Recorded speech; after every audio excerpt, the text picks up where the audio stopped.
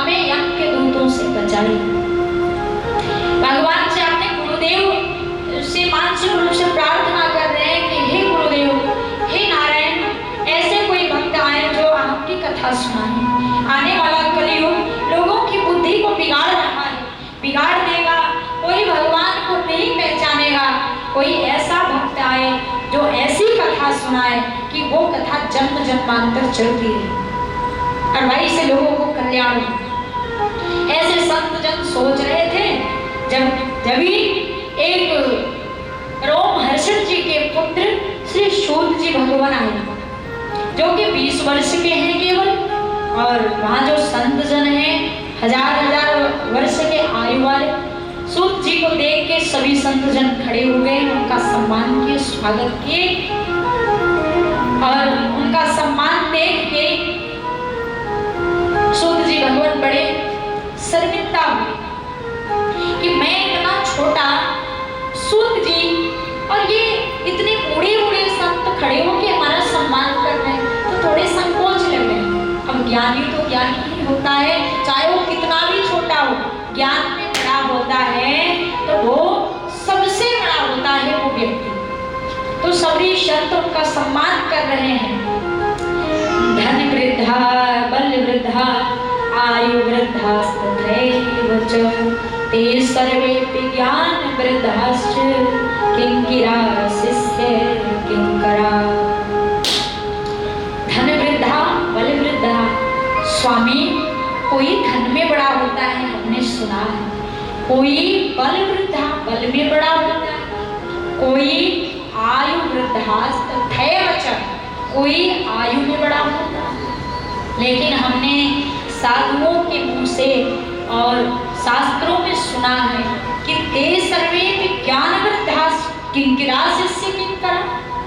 जो ज्ञान में बड़े होते हैं वो सबसे बड़े हैं, और वो भगवान के किंकिरा शिष्य किंकरा यानी अनन्य भक्त, लाडला भक्त। जैसे ध्रुव जी हो गए नारायण भगवान के भक्त, लाडला भक्त, प्रहलाद जी हो गए, सुदामा जी हो गए हैं। तो ऐसे किंकिरा शिष्य किंकरा यानी अनन्य भक्त भगवान के होते हैं, जो ज्ञान में सबसे बड़े हैं। तो स्वामी हम कह रहे हैं आप सबसे बड़े हो, आप ऐसी कथा सुनाओ जिससे हम गोविंद के चरणों में चले जाएं और चरणों में ऐसे फंस जाएं कि जरा रूपी चरण में कि कभी उसमें से निकले। हम निकलना नहीं चाहते, भगवान के शरणागत हो जाएं, हमें श्री कृष्ण भगवान की प्राप्ति हो जाए। कृष्ण प्राप्ति करम शाश्वत साधनम तद्वदारणम्। कृष्ण प्राप्ति करम शाश्वत साधन, कृष्ण भगवान की प्राप्ति का कोई ऐसा अच्छा साधन हमें बताया। बड़े प्रसन्नचित्त हुए सूत जी भगवान, और उन्होंने बड़ी सुंदर ज्ञान दिए संतों की बात सुन के। क्योंकि देखिए विद्वानों के पास बैठ के कभी भी फालतू व्यर्थ की बातें नहीं करनी चाहिए। भगवान की प्राप्ति का बात करो आप कि प्रभु की प्राप्ति कैसे हो, भगवान के चरणों में हमारी भक्ति श्रद्धा कैसे बढ़े। ये थोड़े कि साधु संतों से ये पूछो हमारी बंगला कब बनेगी, कोठी कब बनेगी, हमारे बहू को बेटा कब हुए। ये कोई पूछने की बात नहीं है, ये तो कृपा की बात है। कृपा हुई कि बहू को बेटा हुआ, पता भी ना पड़ेगी नंद गरानंद वह जय कन्हैया लाल की। तो ये बात हुई पूछने की ना है, ये तो कृपा की बात है। आप कर्म कर रहे हैं तो कृपा की बरसात तो होएगी। यदि हमारा विश्वास ही नहीं है तो हमें वो कृपा की बरसात कब हो जाती है हम जान भी नहीं पाते। तो वही संत भगवान कह रहे हैं कि प्रभु ऐसा करिए कि ठाकुर जी की हमारे पे कृपा हो और हमें कन्हैया की प्राप्ति हो। काला प्याल मुखग्रास त्रास निर्णास हेतुवे, काला प्याल मुखग्रास त्रास निर्णास। ये हमारा जो शरीर है काला प्याल, कलयुग रूपी जो सर्प है, ये सर्प मुख खोले बैठा है और हम सभी उसके ग्रास, ग्रास यानी चारा, उसके घास है, वो हमें घास रूप में खाता है।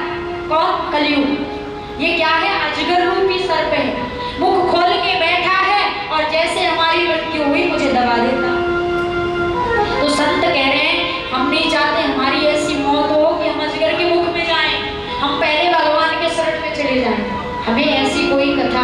श्रवण कराई। तो व्यास जी बड़े प्रसन्नचित हुए कि ऐसे लोगों को तो कथा जरूर सुनानी चाहिए, जो कि केवल भगवान की प्राप्ति की बात कर रहे हैं। संत के छड़ अन्न के गड़े कभी बर्बाद ना करें। थाली में प्रसाद आए तो उसे ऐसे खाएं कि सब साफ कर दें। संत के छड़, एक भी छड़ आपकी वजह से बर्बाद ना जाए। आप ऐसा सोचें कि जो भी बात पूछनी है केवल प्रभु के बारे में पूछो, नहीं तो बहुत ज्यादा अपराध लगता है। बड़ा ही सुंदर भाव सूत जी भगवान ने बताया कि यही कथा सुनने के लिए एक बार व्यास जी के पुत्र सुखदेव भगवान परीक्षित जी को कथा श्रवण कराए। एवं विनिमये जाते सुधाराज्ञा प्रपीयताम प्रपास्यामो वयं सर्वे श्रीमद्भागवत। एवं विनिमये जाते सुधार आज्ञा प्रपीयताम। एवं विनिमय, विनिमय माने बांटना, अदला बदली करना। देवता आए कथा सुन के और सुखदेव स्वामी से कह रहे हैं, स्वामी ये कथा हमें पिला दो और ये अमृत हम लाए हैं तुम्हारे लिए, ये परीक्षित जी को पिला दो। उनके मन में कितना कपट है कि परीक्षित जी को श्राप लगा है कि आज के 7वें दिन तक्षक सर्प डसेगा, इनकी मृत्यु होगी निश्चित है, और ये अमृत पिएंगे तो बच जाएंगे। ये भागवत हम पिएंगे जीवन भर के लिए, जीवन मरण से मृत्यु से छुटकारा मिल जाएगा। उनको तो ये लालच है। तो सुखदेव स्वामी ने कहा, अरे ठगियाओं, ठगने के लिए हम ही मिले थे, तुम्हें और कोई ना मिला। ठगने के लिए तुम स्वर्गलोक से यहाँ आए, जो भागवत तुम्हें ना मिलेगी, जो तुम परीक्षित जी को ही मिलेगी। यानी देवी देवता रुदन करते हुए वो भी चले गए, उनको भी भागवत नहीं मिली। जाके पिताजी यानी अपने पिताजी ब्रह्मा जी से शिकायत किया, पिताजी जब भागवत में कहा है, आप देखें हमें व्यास जी के पुत्र ने स्मरण नहीं कराया, क्या हम सुनने के अधिकारी नहीं? तो ब्रह्मा जी ने क्या किया, चालाकी लगाई, भागवत जी को तराजू पे रख के तौलने लगे। एक पलड़े पे ठाकुर जी विराजमान यानी भागवत जी विराजमान, एक पलड़े पे अन्य प्रकार के जो धर्म के साधन हैं, उपनिषद है, पुराण है, 17 पुराण और भी तो 18 पुराण। तो एक ही पुराण तो रखा हुआ है एक पलड़े पे और एक पे सबरी विराजमान है। जैसे ब्रह्मा जी ने तराजू को उठाया तो भागवत जी का पलड़ा नीचे है। ब्रह्मा जी ने देखा कि जहाँ में तो वजन भी कम है और फिर भी ये नीचे हो गया। आखिर उन्होंने ध्यान लगाया, बापे प्रियाप्रीतम जो खड़े विराजमान, प्रियाप्रीतम जो को कोई तौल सकता है? ब्रह्मा जी चरणों में गिरे, स्वामी हमें क्षमा कर दे, देवताओं के कहने पे हमने आपको तौल दिया, हम क्षमा चाहते हैं, वैसी गलती कभी ना करें। वो हार मान गए, चरणों में गिरे, क्षमा याचना की। तो भगवान को कोई तौल नहीं सकता, इसीलिए सुखदेव स्वामी देवताओं को भगा दिए। ये कथा तुम्हें ना मिलेगी, तुम्हारे मन में कपट है, छल है, हम छलिया जो है, कपटी जो है, बाको भागवत ना सुने। इसलिए कभी भी बैठे कथा सुनने तो मन में छल कपट लेके ना बैठे, एकदम स्वतंत्र मन से, पवित्र मन से बैठे। आप क्या, आप एक कमल के पुष्प हो, गेंद के फूल हो, क्योंकि भगवान के चरण में चढ़े हुए हो, बैठे हुए हो। और भगवान के चरण में कैसे पुष्प चढ़ाए जाते हैं? ताजे ताजे, बैठे रहो, कथा का आनंद लेते रहो। तो आप एक प्रकार से कमल के पुष्प हो, आप सभी भक्त कमल के पुष्प हो। और ये मत सोचना कि व्यास जी तो लंबी गद्दी पे बैठे और हम तो नीचे बैठे, ये तो अच्छा सुना लग रहा है, थोड़े हमारी भी गद्दी ऊंची लग रहा है, हमें बड़े पसंद आए हैं, ऐसा कभी मत सोचना। जब भरे हुए गिलास में जल 2 गिलास है और एक गिलास भरा हुआ है, एक खाली है, तो आप पहुंचोगे तो खाली गिलास में जल नहीं डाल रहे हो, भरे हुए में डालोगे तो वो जल कहाँ करेगा? गिरेगा, फैलेगा। तो हमेशा भरे हुए एक गिलास को उठा के खाली गिलास में जल डालना चाहिए। यानी आप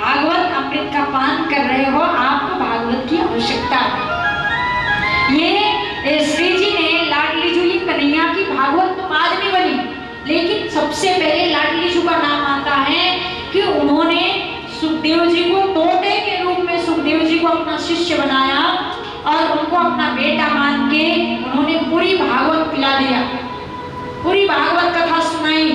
कौन? श्री राधा रानी सुखदेव स्वामी को, जो भागवत कथा कर रहे हैं। तो सबसे पहले श्री जी का ही नाम आता है, ये भागवत पहले राधा रानी का है फिर कन्हैया का।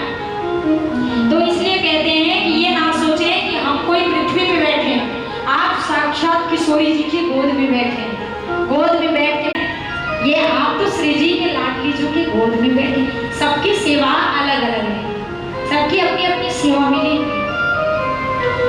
बोलिए श्री वृंदावन बिहारी लाल की।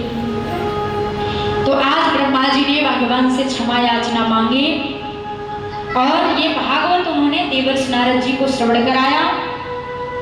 देवर्षि नारद जी कथा तो सुन लिए, लेकिन इसके नारद जी कथा तो पिताजी से सुन लिए, लेकिन नियम उनको मालूम कैसे चला, या नियम उनको मालूम चलेगा भी नहीं, क्योंकि ये कथा 7 दिन की होती।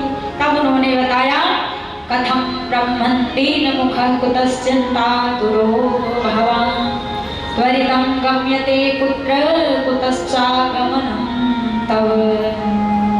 एक बार ब्रह्मा जी इस धरती पे आए, उन्होंने देखा कि हर जगह, हर आश्रम में, हर मंदिरों में, हर घरों में लड़ाई चल रही है। हमने सुना है कि वृंदावन धाम बड़ा पवित्र धाम है और वहां चलते हैं, देखते हैं, कोई शांति मिलती है। तो वहां वृंदावन आए तो कुछ शांति दिखे तो कुछ लड़ाई दिखे। जाते हैं आश्रमों में तो वहां भी लड़ाई चल रही, कहीं यहाँ इनकी शादी है तो कल तालाक लहरों है। अब इससे देवर्षि नारद जी का दिमाग और खराब हुआ कि मतलब वृंदावन में भी इतनी अशांति मची हुई, इतने सब दुखी हुए, क्या बात है। लेकिन हमारी इच्छा करती है कि बार बार वृंदावन जाए। वास्तव में वृंदावन शांति है। आप कितने लोग वृंदावन गए? बहुत सारे लोग। फिर तो बहुत ही आनंद आ रहा होगा भागवत सुनने, है ब्रज भाषा गानों में जा रही होगी तो बड़े आनंद आ रहे होंगे। तो इसका मतलब आप स्वयं भागवताचार्य हो। वृंदावन जो गए, वृंदावन का आनंद पा गए, फिर तो वो स्वयं भागवत बन गए और भागवत पान करने लगे। फिर तो जीते जी मुक्ति है, कृपा है। तो वृंदावन जाने का मन क्यों करता है? आपको पता है क्यों मन करता है? एक आध मैया खड़ी होगी, बता दो वृंदावन जाने का मन क्यों करता है? वहाँ के पेड़े अच्छे लगते हैं इसलिए जाने का मन करे, ब्रजवासी पेड़े। वहाँ की फेमस चीज क्या है? पेड़े।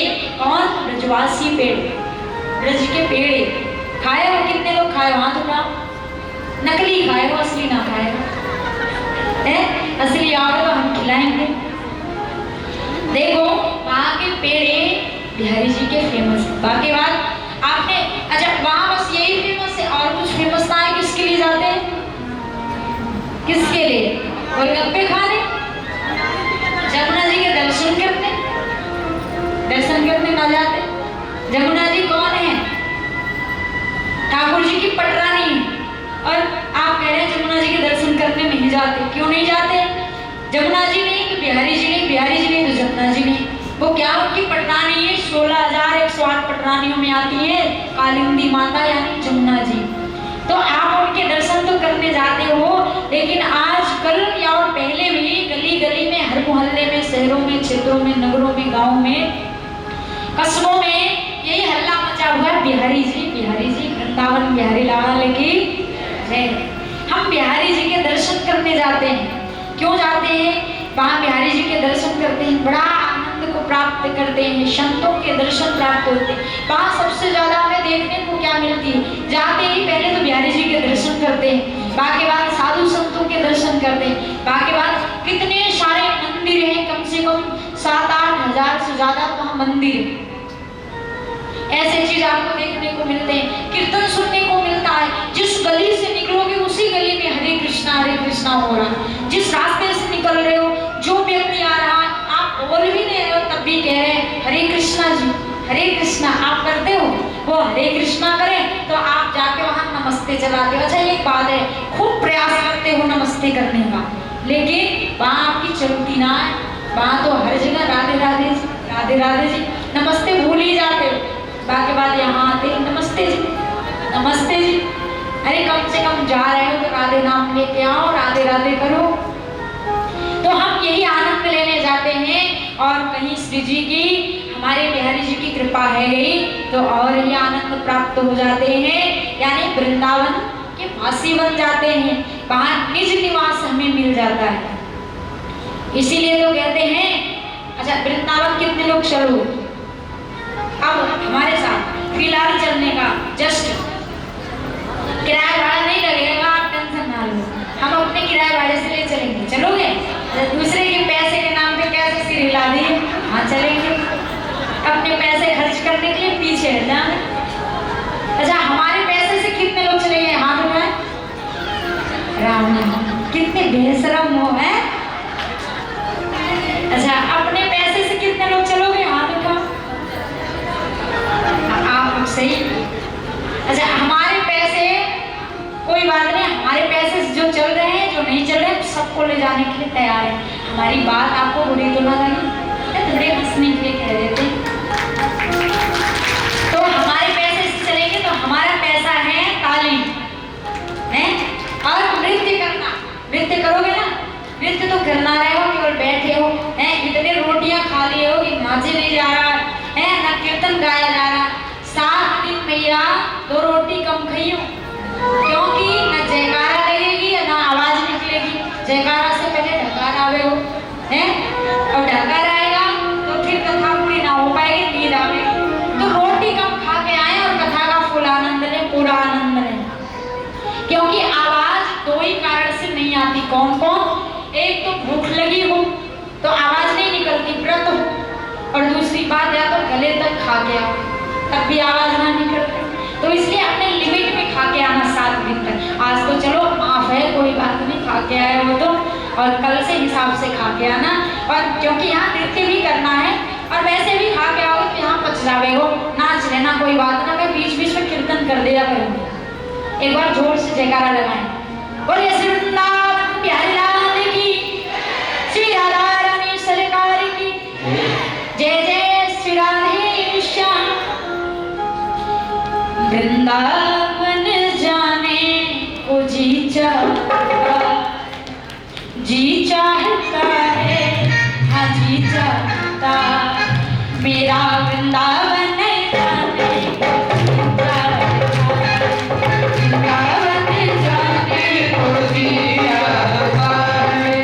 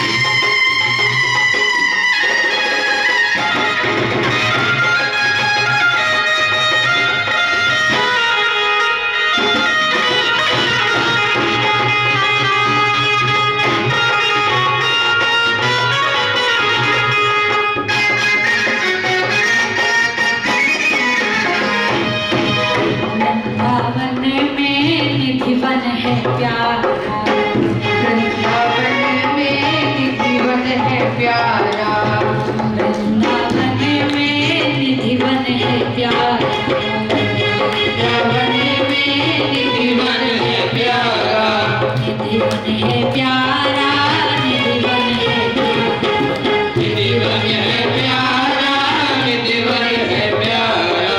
दास रचाने को जी चाहता, दास रचाने को जी चाहता है, वृंदावन जाने को जी चाहता, वृंदावन जाने को जी चाहता है, चाहता है जी चाहता है, जी चाहता है, जी चाहता है, चाहता है जी चाहता है, जी चाहता है, जी चाहता है, वृंदावन जाने को जी चाहता है, वृंदावन जाने को जी चाहता है, वृंदावन जाने को जी चाहता है, वृंदावन जाने को जी चाहता है, राधे राधे गाने को जी चाहता है, राधे राधे गाने। भक्ति माता वो नवयुवक स्त्री यमुना के किनारे से देवर्षि नारद जी जा रहे हैं और किनारे पे बैठ कर रुदन कर रही है।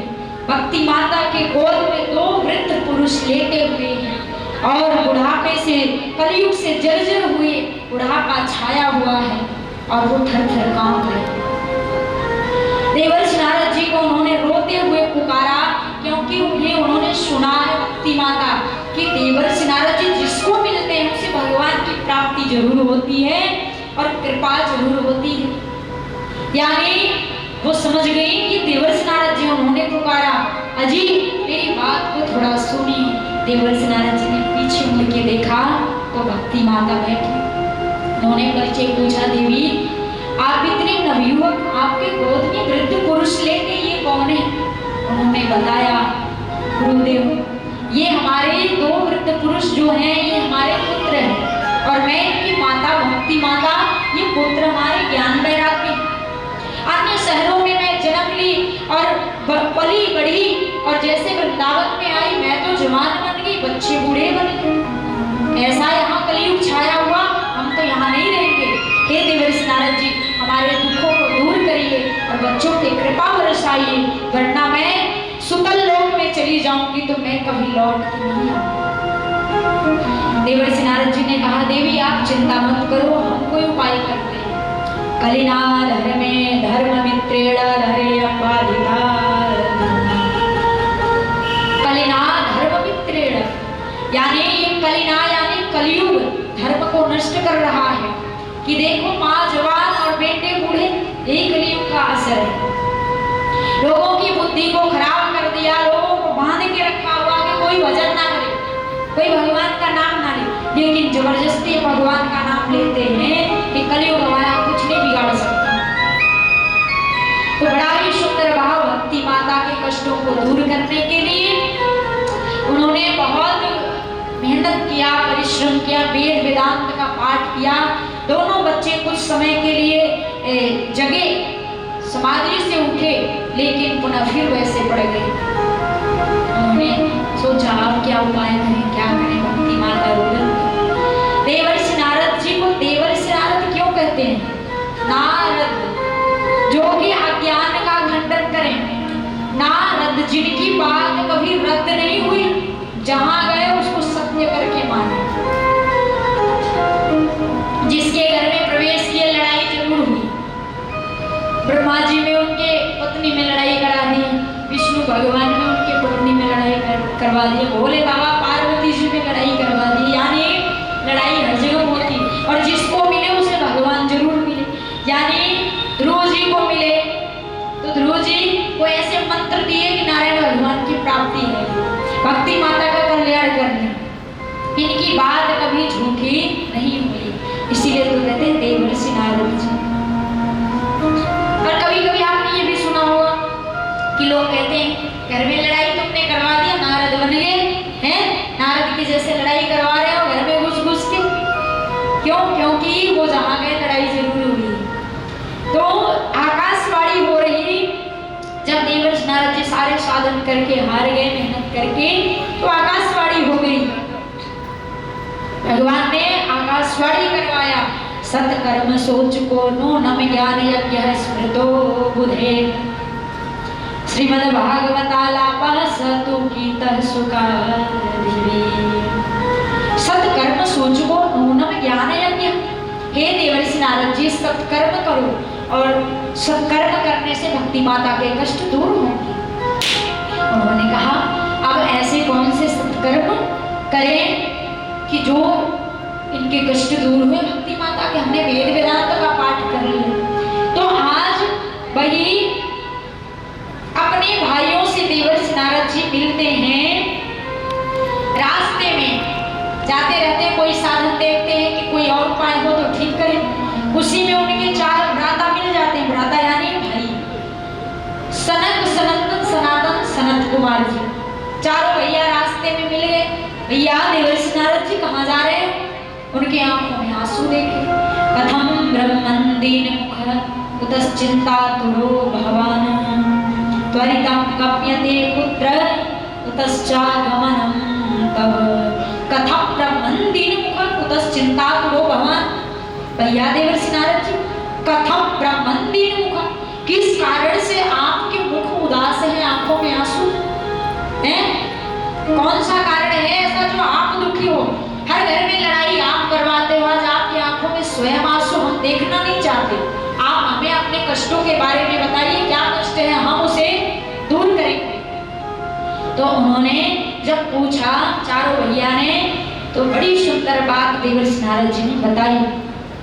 ये चारों सनत कुमार जो है ये कौन है? ये ब्रह्मा जी के पुत्र हैं। ये बैरागी बन गए। ब्रह्मा जी ने सृष्टि की रचना के लिए इन्हें भेजा, तो ये बोल दिए पिताजी हमारे वश की बात ना है सृष्टि चलानी, हम तो जा रहे हैं भजन करते हैं। चारों भैया इतने बड़े सत्संगी, इतने सुंदर भागवताचार्य, उनके जैसे आज तक कोई हुआ ही नहीं। ना किसी श्रोता की जरूरत, ना किसी वक्ता की जरूरत। 3 बैठ के कथा सुने तो 1 बैठ के कथा करें। जहाँ मन करे, जहाँ नदी के किनारे कोई सुंदर किनारा, कोई सुंदर तट पाए, वहीं आसन लगा के बैठ गए और कथा चलने लगे। ये ऐसे वक्ता हैं कि एक बार ये कथा कर रहे थे चारों भैया, सनक सनंदन सनातन सनत कुमार जी। यदि कोई पूछे कि देवर्षि नारद जी के 4 भैया कौन थे, उनका नाम बताइयो, तो क्या कहोगे? ऐसे उंगली पे गिना दी, याद रहेगा तब तो। अब निद्रा लेंगे तो कहाँ से याद रहेगा? तो चारों भैया कर रहे ही प्रवक्ता, उन्होंने श्राप दिया कि जाओ मैं श्राप देती हूँ कि तुम 4 वक्ताओं को, श्रोताओं को, जैसे तुम बैठे हो ऐसे बैठे बैठे ऊंट बन जाओ। हमारे भोले बाबा का तुमने अपमान किया, भोले बाबा नृत्य कर रहे हैं, नाच रहे हैं। भोले बाबा को कहा बताओ कि पार्वती मैया कहा कर चुकी। जैसे श्राप लगो कि ऊंट बन जाओ, चारों भैया की समाधि टूटी और जोर से खिलखिला के हंस दिए। पार्वती जी डरी कि हमने तो श्राप दिया, कोई आशीर्वाद नहीं दिया, बद्दुआ दिया है, दुआ नहीं दिया, और ये हंस रहे। उन्होंने बताया, समझाया, जी तुम्हें मैंने श्राप दिया है, श्राप काहे को इतना प्रसन्न हो रहे? उन्होंने कहा माता ये श्राप नहीं है, ये तो आशीर्वाद है, आपने हमारे ऊपर आज कृपा कर दिया।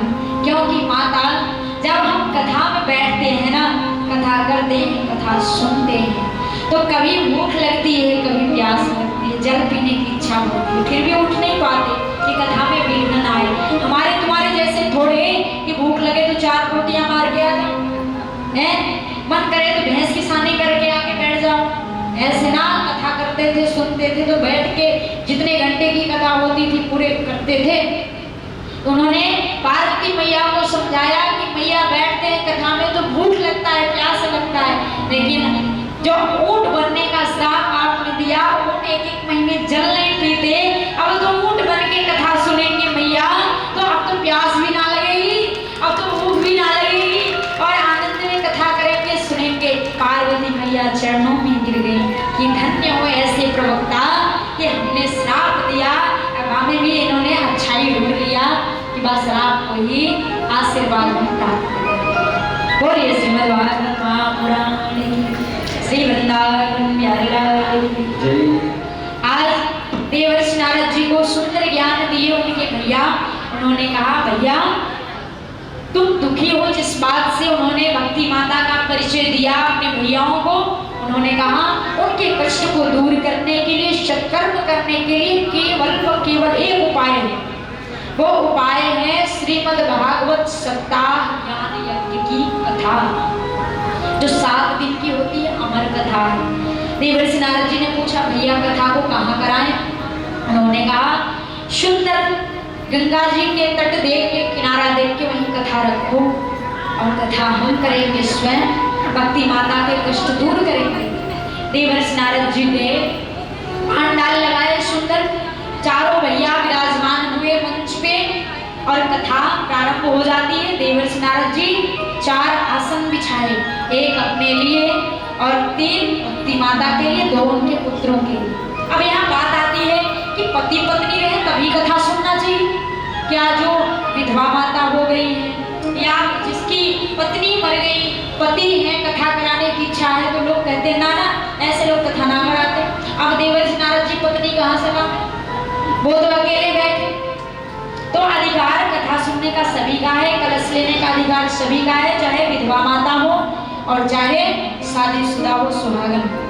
ये कथा ऐसा कभी कोई मत कहना कि जो विधवा है तो वो कथा ना सुने ना कराएं। सब कलश रखें, कन्या भी रखें, सुहागन भी रखें, विधवा भी रखें। ये तो एक शोभा यात्रा है, हम भगवान की शोभा को बढ़ाते हुए चलते हैं। तो देवर्षि नारद जी ने 4 आसन लगाया और सुंदर कथा चलने लगी। देवर्षि नारद जी गदगद हो रहे हैं सुनकर और भक्ति माता को कह रहे हैं माता कथा आप सुनो अपने बच्चों को लेके, हम आपके लिए भागवत करा रहे हैं, किसी और के लिए नहीं करा रहे हैं। कथा अच्छी चल रही और उतने में ही देवर्षि नारद जी ने एक बात पूछ ली अपने भैया से कथा सुनते सुनते, भैया क्या इस भागवत से किसी पापी व्यक्ति की मुक्ति हो सकती है? उन्होंने कहा कैसी बात कर रहे हो? पापी व्यक्ति की जो कभी पूजा पाठ ना किया हो, ये मानवा पाप तो सर्वदा सदा दुराचारता विमार्ग का, जो सत्य के मार्ग में कभी चला ही ना हो, जो माता पिता की कभी सेवा किया ही ना, सत्य भाषा बोला ही ना, क्रोधाग्नि दग्धा कुटिलाश्च कामिना, जो क्रोध की अग्नि में सदा जलता रहा हो, क्रोध खत्म ही ना हुआ, कामिना सप्ताह यज्ञेन कलौ पुनन्ति ते, उसके भी काम बन जाते हैं ये सप्ताह यज्ञ की कथा सुनने से। जो मर गया हो पाप करते करते भाग्य नाम से भागवत कराई जाए, वह प्रेत की भी मुक्ति हो जाती है। और सच पूछो तो ये कथा केवल भटकती हुई आत्मा के लिए, और जिसकी इच्छा है कथा सुनने की प्रेतात्मा की या हमारे पूर्वजों की, हमारे माता पिता मरे हुए हैं और हम उनके उपलक्ष्य में कथा सुना रहे हैं, तो वो बड़े भाव से कथा सुन के गदगद होते हैं। उनके मुक्ति के लिए ये कथा कराई जाती है और आत्मा की शांति केवल भागवत से मिलती है, अन्य कितनी भी कथा करा लो शांति मिलने वाली नहीं। तो उन्होंने कहा प्रेत के नाम से भी भागवत कराओ तो बाकी शांति मिलती है, बाकी मुक्ति होती है। अब देवर्षि नारद जी बोले भैया प्रेत के नाम से भागवत कैसे कराई जाए, बाकी मुक्ति कैसे होएगी, वो तो कथा भी ना सुन पावे हो। तो हमने एक कथा सुनाई, तुंगभद्रा तटे पूर्वं भूतपत्तनमोत्तमं यत्र वर्णाः स्वधर्मेण सत्य सत्कर्म तत्पराः। तुंगभद्रा तटे, तुंगभद्रा एक नदी है और तुंगभद्रा तटे व नदी के किनारे पंडित जी रहते हैं जिनका नाम है आत्मदेव पंडित जी। पूर्वम भूतपत्तनमोत्तमं, बहुत पहले की बात है ये, पूर्व जन्म यानी पूर्व के पीछे की बात है, ये कथा है। यत्र वर्णा स्वधर्मेण, यत्र वर्णा यानी उस नदी के किनारे, उस तुंगभद्रा नदी के किनारे अन्य प्रकार के लोग भी रहते हैं और भाई उसी स्थान पे पंडित जी भी रहते हैं जिनका नाम है आत्मदेव। जिसे आत्मा का तत्व हो, आत्मा का बोध हो, आत्मा का ज्ञान हो, उसे क्या कहते हैं? आत्मदेव। तो आत्मदेव निवास करते हैं। आत्मदेव जी पंडित जी जो हैं, इनकी पत्नी है धुंधली। पंडित जी तो बड़े विद्वान प्रकार की, धुंधली विपरीत बुद्धि। पंडित जी अच्छा काम करें, धुंधली उल्टा काम करे।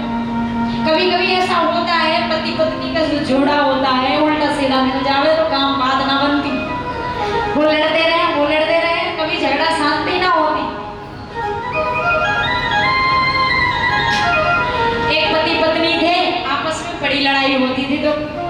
पति ने बुद्धि लगाया कि क्या कहें कि ये खुश हो जाए। तो पति और जिसके मन में छल है, कपट है, मोह ही कपट छल छिद्र न भावा, भगवान को ऐसे लोग पसंद नहीं। और एक चीज और देखोगे, जो ऐसे लोग रहते हैं वो कभी उन्नति की ओर नहीं जाते, वो सदा पीछे ही जाते हैं। इसलिए चाहे आप एक माला करो, मन से करो, मन को शुद्ध बना के करो। तो धुंधली ऐसे ही काम करती, पंडित जी पूजा पाठ करते। पंडित जी के घर कोई संतान नहीं, धन प्रॉपर्टी बहुत ज्यादा है, एक संतान न रहने से पंडित जी पीड़ित हैं। घर पे एक गौ माता है, वो ही बाज है। तुलसी का वृक्ष, जैसे तुलसी माता हरी भरी है, तो इनकी तुलसी माता बिल्कुल सूख गई, टकड़ी हो गई। पड़ोसियों ने देखा, एक दिन आके हल्ला मचा दिया, पंडित जी क्या बात है, तुम्हारी गौ माता कोई बछड़ा बछिया नहीं थी, बाज है, ये तुलसी माता भी सूख गई, ये तुम्हारे घर कोई संतान नहीं है, इसलिए ऐसा हुआ। और जाओ भगवान का पूजा पाठ करो, वन में जाओ भगवान का चिंतन करो, जिससे ये तुम्हारे पत्नी को बालक हो और तुम्हारे पितृ देवता भी खुश हो जाए और गौ माता को बालक हो जाए, यानी कोई बछड़ा बछिया हो जाए, ये भी बाँच ना रहे। तो पंडित जी ने पड़ोसियों के बात में आए और घर से निकल दिए। कहते हैं ना, अच्छे पड़ोसी मिल जाए तो कृपा है, और ज्यादा अच्छे मिल जाए तो जड़ से खत्म कर देते हैं। तो पंडित जी पे ऐसी कृपा हुई कि अच्छे ही मिले, उन्होंने भेज दिया भजन करने, पंडित जी ने भजन किए। एक संत की कृपा हुई, एक फल लेके आए, संत ने फल दिया कि अपनी पत्नी को खिलाना, सुंदर बालक होगा, और वो फल लेके आए, पत्नी को दिए कि देवी इसको खाओ, बालक होगा, घर में कृपा होगी प्रभु की। अब धुंधली पंडित जी के सामने तो फल को ले ली, और पंडित जी जैसे गए पीठ पीछे फल को घुमा घुमा के देख रहे, जा फल को खाऊंगी तो 9 महीने बालक गर्भ में रहे हो, और जब जन्म ले हो तो भाग्य पीड़ा को सहे हो, प्रसव की इतनी पीड़ा हो गए कि कौन से है वो। और उनने कहा करी, और उसे लगा कहीं सुखदेव जी की तरह 12 वर्ष गर्भ में रह गया तब तो मैं मर ही जाऊं। होने से पहले कितनी कल्पना कर रही धुंधली, और वाकई बात सोच रही, अरे पेट भी बढ़ेंगे, उदर भी बढ़ेगा, कहीं घर में आग लग गई तो सब तो भाग जाएंगे, मैं कैसे भागूं, ऐसे ऐसे बात सोच रही धुंधली। तो उन्होंने कहा करी कि पड़ोसी में एक रिश्ते में बहन लगती है, धर्म की बहन लगती है, बाकी पास गई, बहन एक काम करियो, जे फल तो मैं खाऊंगी ना, जब पीड़ा को कौन सहेगो, तेरे 6 बालक हैं, 7वां होने वाला, जे बालक मोह दे दियो, और ये फल जो है जे गैया को खिला देती हूँ, बाको भी बालक रह जाए और मेरे भी रह जाए। यदि ऐसी कृपा है तो देखती हूँ गौ माता को होता है कि नहीं। और सहेली को ने लालच दी कि तुझे धन बहुत सारा दूंगी, अब पड़ोसी गरीब बेचारी बाको लालच है कि अपने बालक को जन्म लिया, जैसे धुंधली को सौंप दी, पंडित जी घर पे हैं ना। धुंधली शोर मचाई, हल्ला मचाई, मेरे बालक हुआ, मेरे बालक हुआ, पंडित जी आए, भागे दौड़े, बधाई हो चिल्लाते आए, देखे तो धुंधली को बालक हुआ। इनने पंडित जी को बुलाया, बालक का नामकरण करवाने लगे, मेरा नाम आत्मदेव, तो मेरे बालक का नाम परमात्मा देव। गाने कही ऐसे कैसे है जाए, मेरा नाम धुंधली, बालक को नाम धुंधकारी हो गए, क्योंकि हमने 9 महीने गर्भ में पालो है, 9 महीने तक रखी हमने, कष्ट हमने सहो, और तुम्हारे नाम पे मिलते जुलते रखूंगी, असंभव है। पंडित जी बोले, धन्य हो देवी, तुम्हारी जैसी इच्छा हम उसमें स्वीकारते हैं। बालक को नाम पड़ गया धुंधकारी, धीरे धीरे धुंधकारी बड़ा होने लगा। समयानुसार गौ माता ने एक बच्चे को जन्म दिया, जिसका नाम है गोकर्ण। गोकर्ण, गो यानी इंद्रियां, कर्ण यानी कान। गोकर्ण अपने कानों के द्वारा भगवान की सुंदर कथा श्रवण करके इंद्रियों को संतुष्ट करना, वो एक सच्चा गोकर्ण कहलाते हैं। गोकर्ण जी का संपूर्ण शरीर जो है, पूरा शरीर तो मानव का है, लेकिन केवल 2 लंबे लंबे कान गौ माता के हैं। अब माँ बाप के असर संस्कार तो रहते ही हैं। गोकर्ण जी पिताजी को पिताजी कहते, धुंधकारी कभी पिता नहीं कहा। धीरे धीरे बाकी बुद्धि सठियाने लगी। आत्मदेव पंडित जी धुंधकारी ने मिलके ऐसा बना दियो कि वो डकैत निकल गया, चोरी करने लगा, वेश्याओं के संग रहने लगा। इसीलिए कहते हैं एक बालक हो तो सतर्कता सावधानी, क्योंकि एक बालक जिसके घर में है तो बिगड़ने की असर ज्यादा। आपके पास कितने भी पैसे हैं, बाको गरीबी में पलना सिखाओ, गरीबी में उसे जीना सिखाओ, क्योंकि सब कुछ उसी का है, लेकिन बाकी जिंदगी तो बना दो, पहले बिगाड़ दोगे तो क्या करेगा? ये धन दौलत सब आपका चौपट हो जाएगा। एक बालक ने अपने पिताजी की कठिन परीक्षा दी।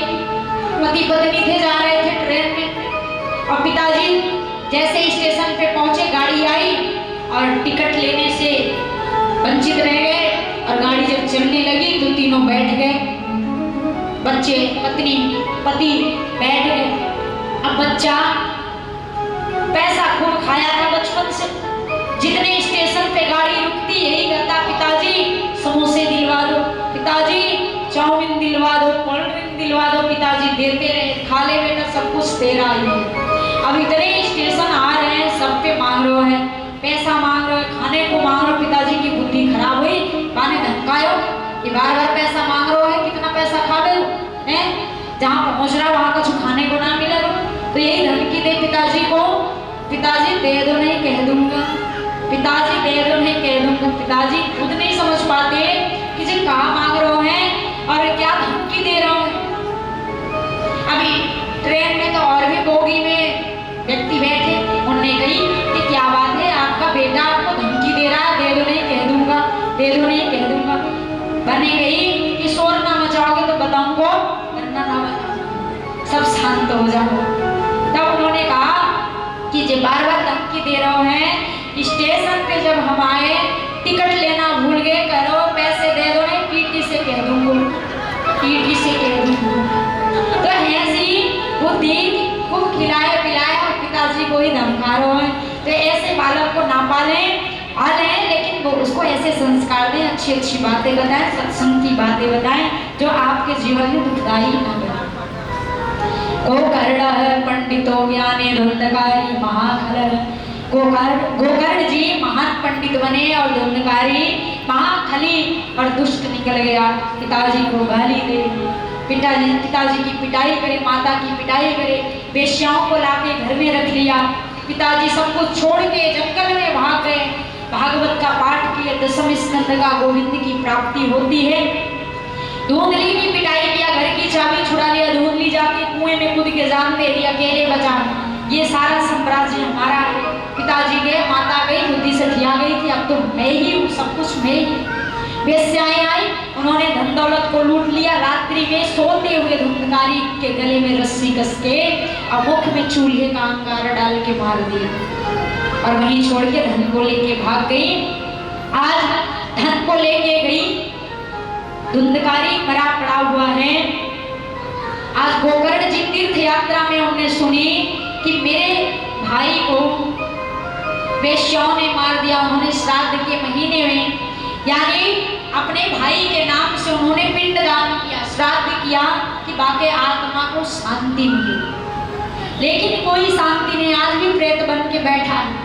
जैसे गांव में आए गोकर्ण जी, उन्होंने देखी कि चले अपने कमरे में थोड़ा वास करते हैं, रहते हैं, बाकी बाद जाएंगे भजन करने।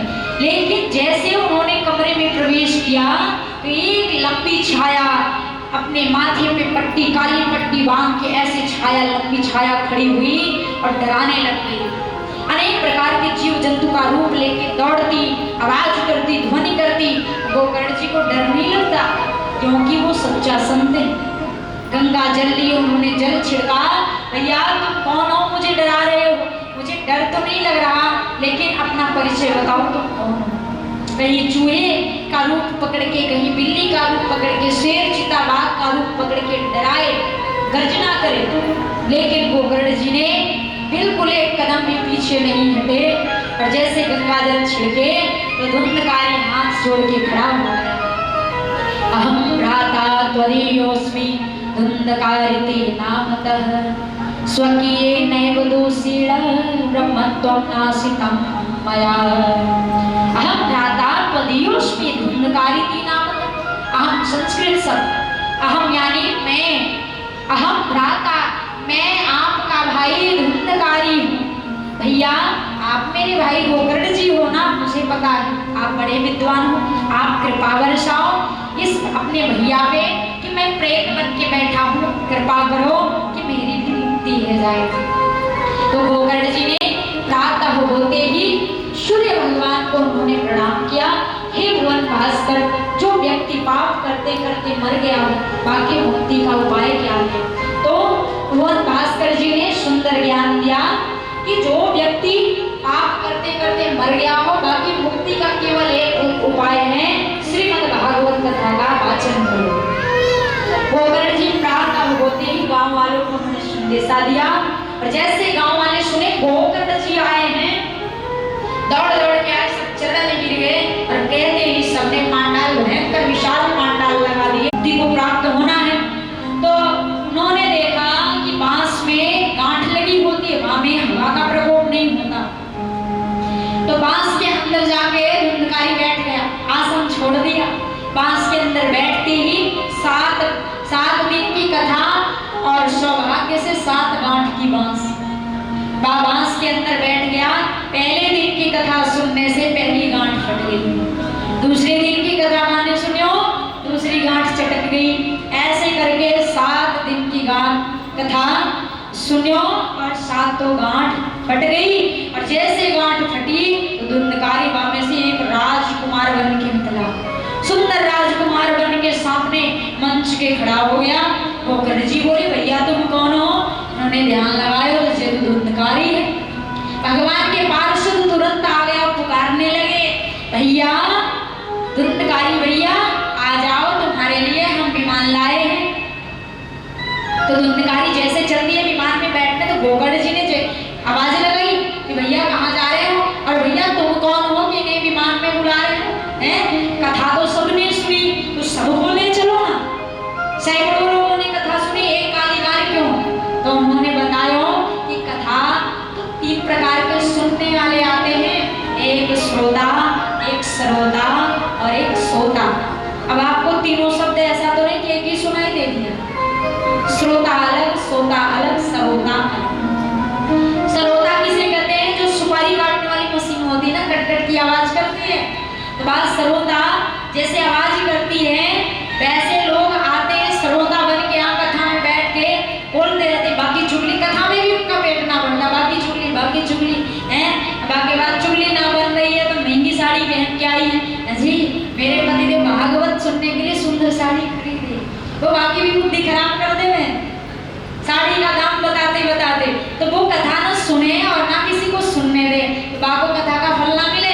और दूसरी बात सोता, कितनी मैया है, कितने बाबा हैं, घर पे नाती पोते सोने ना देते, तो चलो भैया कथा सुंदर चल रही है, व्यास जी सुंदर कथा सुना रहे हैं, चलो कथा सुन के आते हैं और कम से कम टाइम पास होवे वो और अच्छी नींद आवे। और ऐसे आएंगे, आते ही ना कोई आरती ना कोई कीर्तन, खंबे देखेंगे आते ही दूर से, कहीं बांस बल्ली है कमर लगाने का, 3 घंटे ऐसे कमर लगा के सोएंगे, समाधि लगाएंगे, और जैसे व्यास जी जयकारा लगाते हैं तुरंत नींद टूटती है। भैया कथा तो बड़ी सुंदर लगी है, कैसे? पड़ोसी ने पूछ ली कथा कैसे अच्छी लगी? ना नींद अच्छी आई, मीठी कथा थी ना, इसीलिए व्यास जी ने कथा बड़ी मधुर वाणी में बात की। पड़ोसी ने परीक्षा ले ली, कौन सा प्रसंग चल रहा था ये तो बिल्कुल ना पता, पर नींद तो अच्छी आई, यार ये कथा अच्छी है। तो कथा तो मीठी होती है, नींद भी आती है, तो ऐसे लोगों को भी कथा का फल ना मिलता। लेकिन एक बार ऐसा हुआ कि कथा का फल भी ऐसे ही व्यक्ति को मिल गया जो उसकी सो रहा था, पति का मन कथा में नहीं लगता था, पत्नी का मन लगता था। जैसे यहाँ कथा हो रही है, एक जगह बड़ी सुंदर कथा चल रही थी और ब्रज से ही व्यास जी आए थे, वृंदावन से, पत्नी रोज रोज जाती थी सुनने।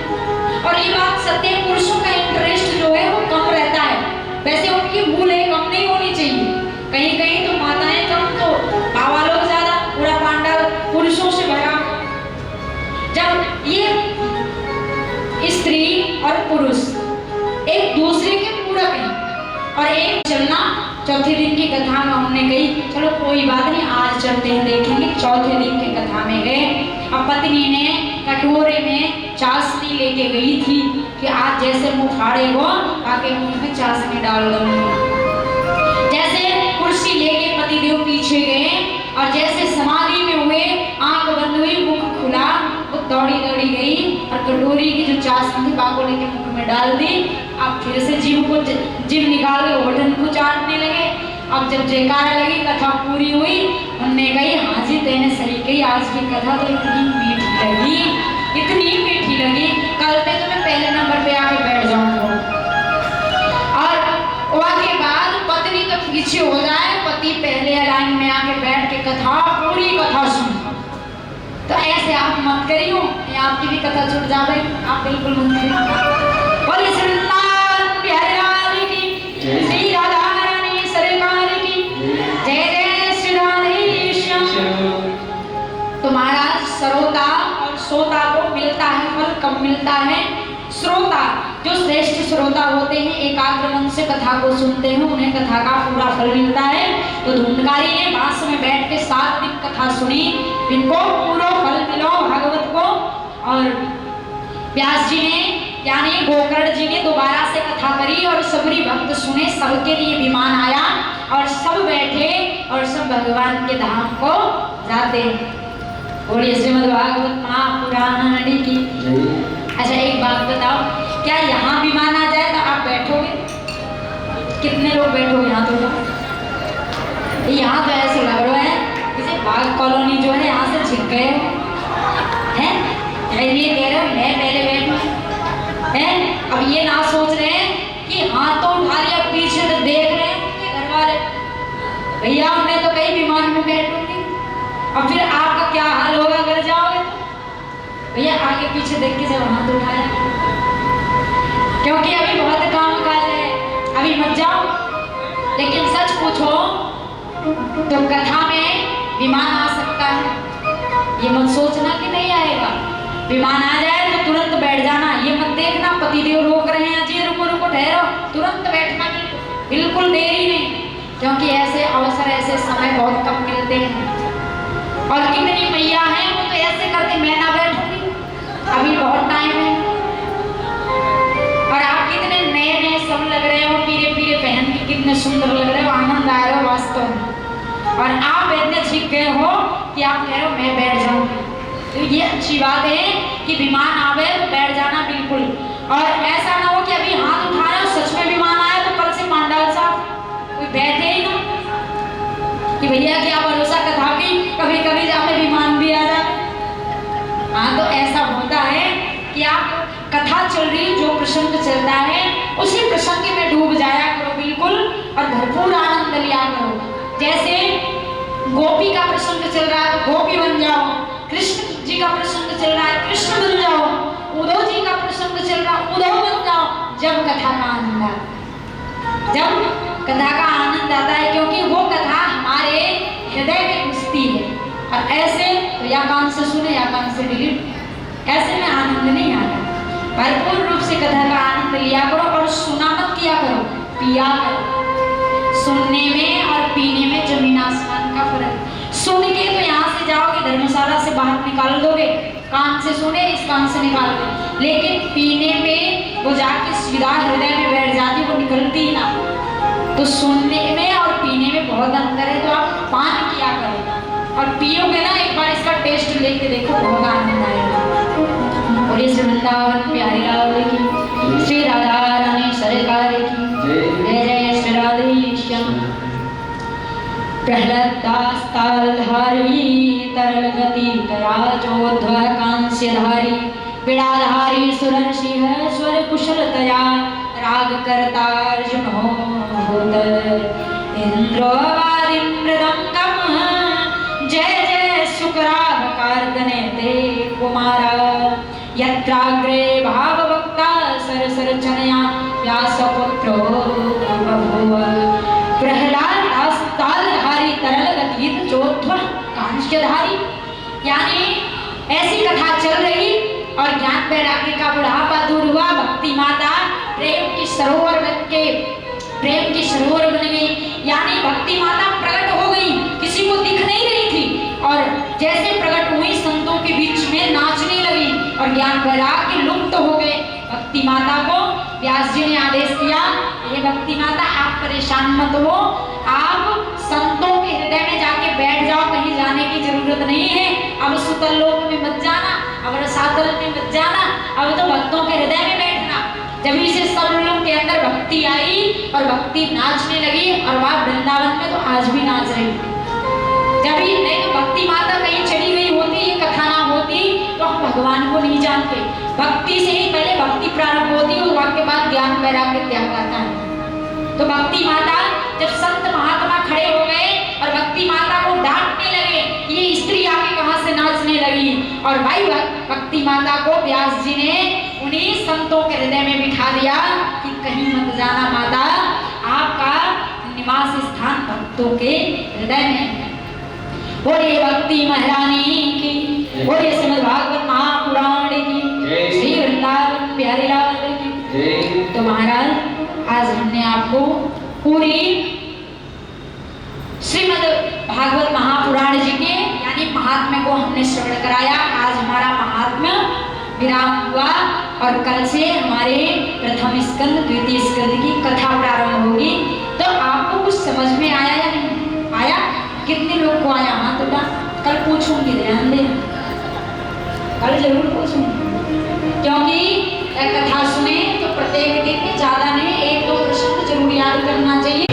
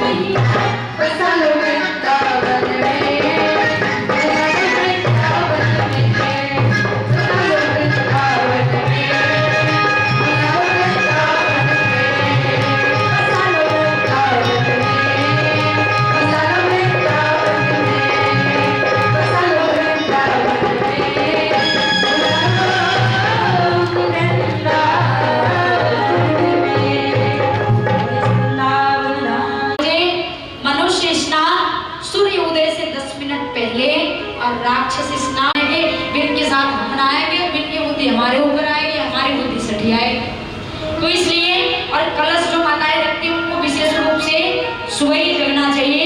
और जगे के आप यहाँ आएंगे, आप अपने कलश पे दीपक जलाना और कलशों पे नाम भी सबके लिखा गया है। आप लड़ाई युवक हैं तो उनको 108 लगाए तो ज्यादा सही है। पैर में कोई परेशानी नहीं, बीमारी नहीं शरीर में, तो आप लगाएं। यदि ना बन पा रहा है तो आप 21 दे, 11 दे, आप 5 भी दे सकते हैं। वैसे 108 दे तो ज्यादा अच्छा होता है। तो आप आए और सुबह आके परिक्रमा जरूर आप दिन के 108 दीपक जलाएंगे। और जितनी माताएं आ रही हैं कल से थोड़े थोड़े प्रसाद भी लेके आना है, क्योंकि भगवान के कथा में कभी खाली हाथ नहीं जाना चाहिए। आप जो लेके जाओगे वही लेके आओगे। प्रसाद जरूर लेके जाएं, वही प्रसाद हमें वितरण होता है। प्रसाद का मतलब ही होता है प्रयानी प्रभु सायानी साक्षात दयानी दर्शन, प्रभु का साक्षात दर्शन। प्रसाद लेके आए तो लेके जाएं, बिना प्रसाद का जाना मत। कथा सुन रहे हैं तो प्रसाद लेके ही जाएं। और दूसरी बात कि खाली हाथ आरती नहीं करनी चाहिए, खाली हाथ पूजा में हमें नहीं बैठना चाहिए। पता है क्यों? हम यज्ञ भी करने बैठते हैं, स्वाहा जब करते हैं तो यज्ञ भगवान की पत्नी कौन है? आप शास्त्र तो ओम स्वस्ति न इंद्रो बृहस्पतिर्वा स्वस्ति न पूर्वा विश्ववेदाः स्वस्ति नस्तार्क्ष्यो अरिष्टनेमिः स्वस्ति नो बृहस्पतिर्दधातु। बांके बिहारी तेरी आरती गाऊं, बांके बिहारी तेरी आरती गाऊं, आरती गाऊं प्यारे आपको रिझाऊं। बांके बिहारी तेरी आरती गाऊं, बांके बिहारी तेरी आरती गाऊं।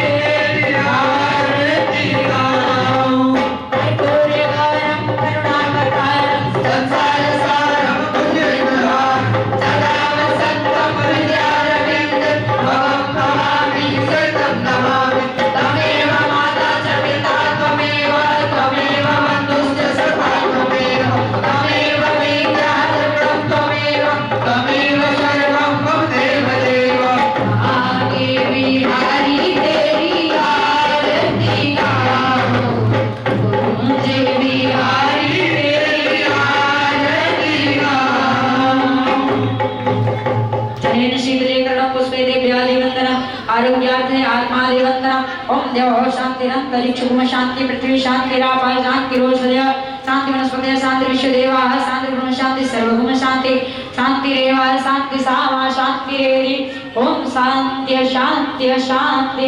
बोलिए श्रीमद् भागवत महापुराण की। सभी भक्त पुष्पांजलि का ध्यान करेंगे बड़े भाव से और कल से 2-2 4-4 पुष्प लेके बैठेंगे भगवान को पुष्प अर्पित करने के लिए, पुष्पांजलि करने के लिए। तो आइए सभी लोग ध्यान से खड़े हो जाएंगे, दोनों कर जोड़ के पुष्पांजलि का ध्यान करेंगे। श्री राधे।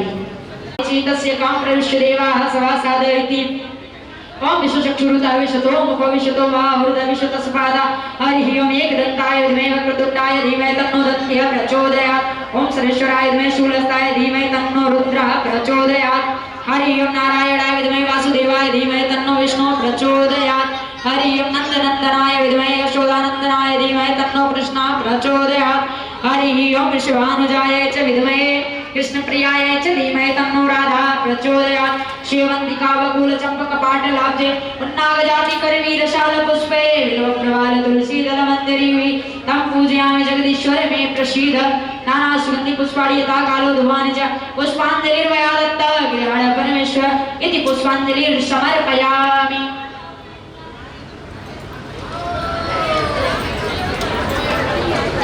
बोलिए श्रीमद् भागवत महापुराण की।